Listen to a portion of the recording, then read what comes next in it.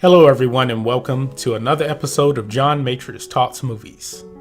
Today, I wanted to reflect on the life of Stan Lee.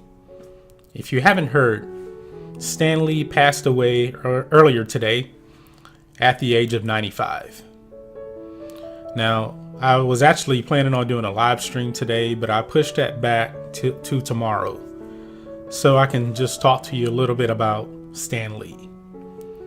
Stan Lee was a legend. He created the majority of your favorite comic book characters, to include Iron Man, Spider-Man, the Hulk, Doctor Strange. I can go on and on and on. Now, I know that the MCU movies are extremely popular right now,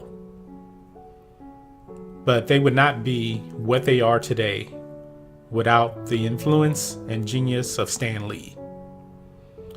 Stan Lee goes back to the comic book industry, I believe, to the 1930s when he was like a kid. Also, like me, he was a veteran. He served this great country and he served in the Army. And he had a unique title in the Army. Now, when he was in the Army, he was one of only 9 people in the military. His military classification was playwright. That fits him just so right. So it doesn't matter, whether you are on the battlefield, you're sweeping the floors. He did his part for his country. Now, Marvel did release a statement here. I'm going to read it to you. Part of it anyway. It says, "Today, Marvel Comics and the Walt Disney Company pause and reflect with great sadness on the passing of Marvel Chairman Emeritus Stan Lee. With a heavy heart, we share our deepest condolences with his daughter and brother, and we honor and remember the creator, voice, and champion of Marvel.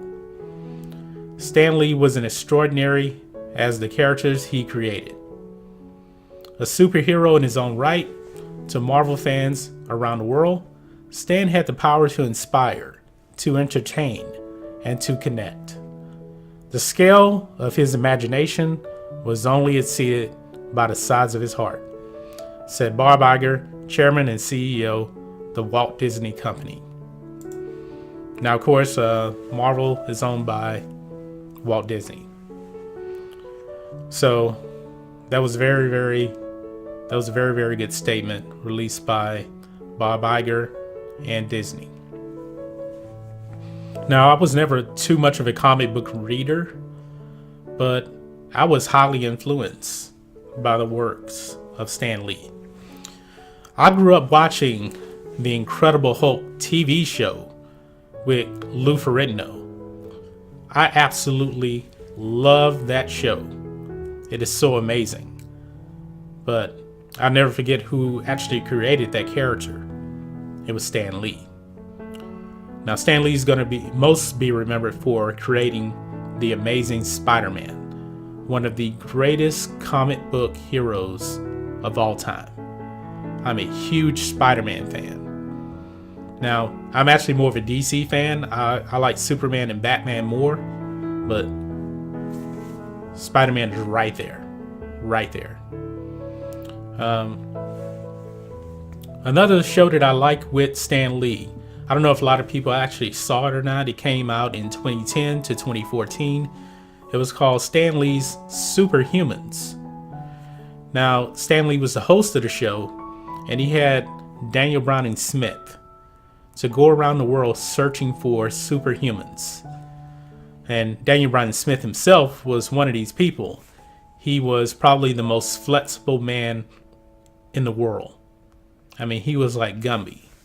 And on this show, he found guys that could eat like light bulbs and not die. He found people that could break nails with their forehead. It was really an amazing show. So I would like to know, what are your fondest memories of Stan Lee?